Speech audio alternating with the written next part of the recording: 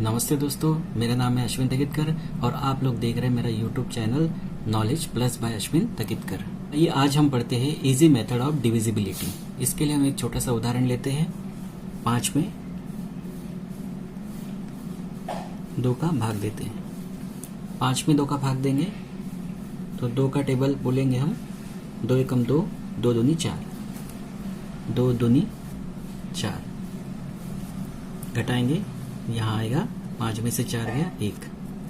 तो इस तरह से हमारा शेषफल 1 आया और भागफल 2 आया। आइए एक और अन्य उदाहरण लेते हैं।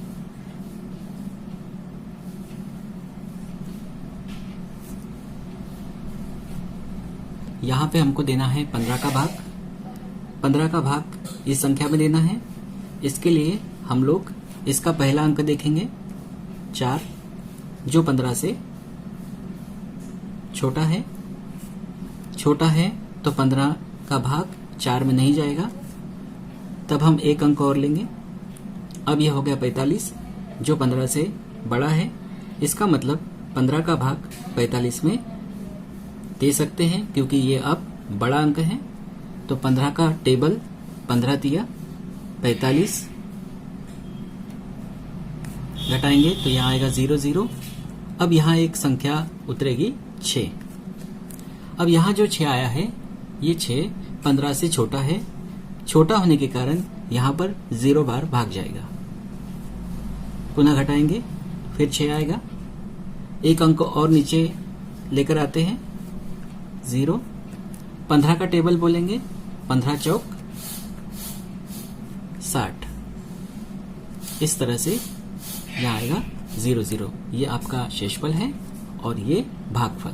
यहाँ पर आप देखेंगे तो ये जो 1 है हम इसको शेषफल कहेंगे और ये जो 2 है इसको हम भाजक कहेंगे।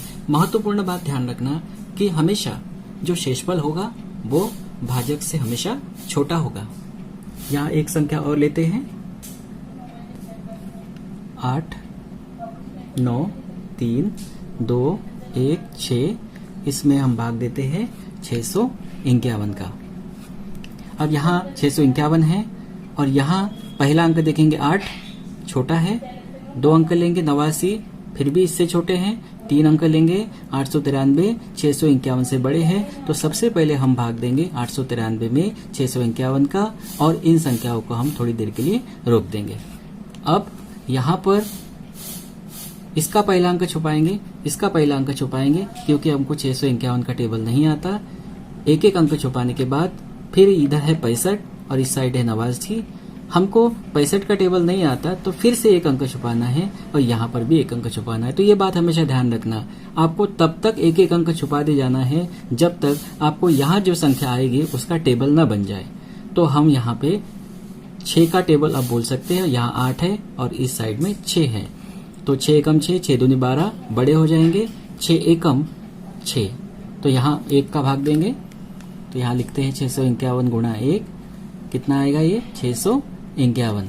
एक बार भाग देंगे तो यहाँ 1 आएगा और नीचे आएगा 651। इसको घटाएंगे।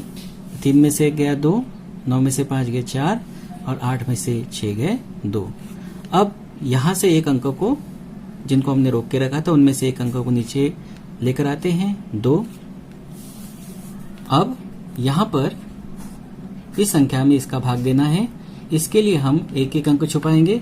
65 का टेबल नहीं आता, पुनः एक एक अंक छुपाएंगे। अब 6 का टेबल आता है। 6 चौक 24। 4 बार करके देखते हैं।